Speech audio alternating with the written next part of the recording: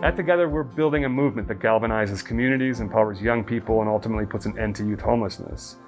This work can't be done and shouldn't be done unless we all have the aligned vision that we can solve this problem of youth homelessness. Education is really something we believe in and want to support and build awareness and provide opportunities to end youth homelessness and to change lives for people.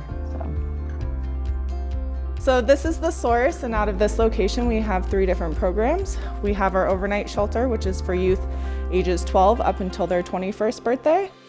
We also have our day drop-in center, which is for participants age 12 up until their 25th birthday. Then we also have our street outreach program. We're out on the street 5 days a week, handing out supplies to both the adult and the youth populations. This is where youth hang out in the evenings.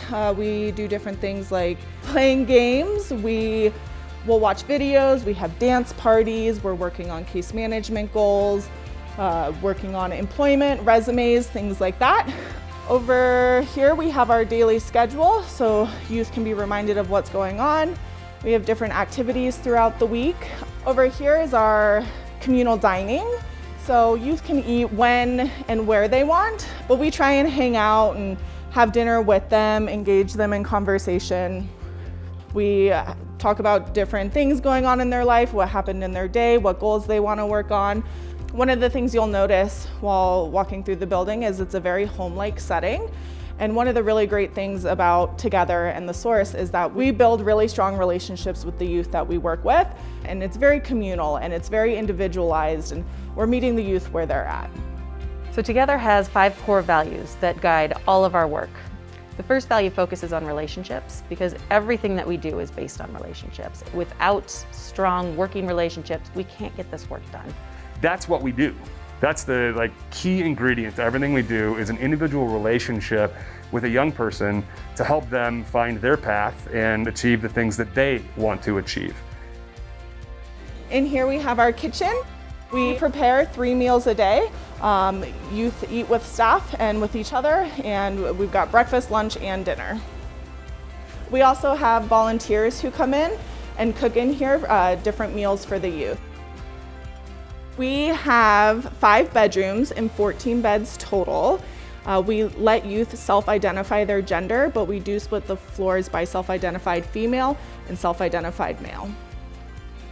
So the next value focuses on resiliency. And the reason this is so important is that people have to overcome a lot. Just walking through the doors is a challenge. And then doing the work to become self-sufficient after facing so many challenges and hardships, the resiliency is what we really have to celebrate in our program participants, in staff, in all the work that we do. So looking at kind of 4 core components that feed into how we can support young people in supportive services. And so it's looking at social and emotional health and well-being, looking at permanent connections, looking at education and employment pathways, and focusing on safe and stable housing. So this is our drop-in center. We have different activities down here. It's a basic needs center, so people can come and get food, do laundry, take a hot shower, get clothes, have internet access, and work on case management goals with our drop-in coordinator. We also do a lot of activities down here. We have a GED program on Tuesdays, and then we also have a doctor and nurse who are here on Wednesdays to see the participants. Because we work with all different people from different walks of life, we want to be as inclusive as possible. That includes the LGBTQ+ community, different races, different ethnicities, and different religions. Thirdly, diversity. Without diverse perspectives, diverse experiences, we're working in a vacuum, and that's not good for anyone. We want to make sure that this work matters and is impactful and life-changing for as many people as possible.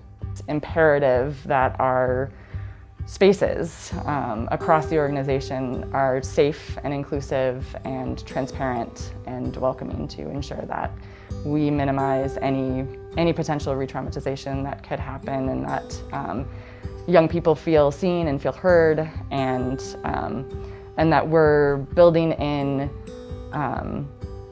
trauma responsive approaches in our work.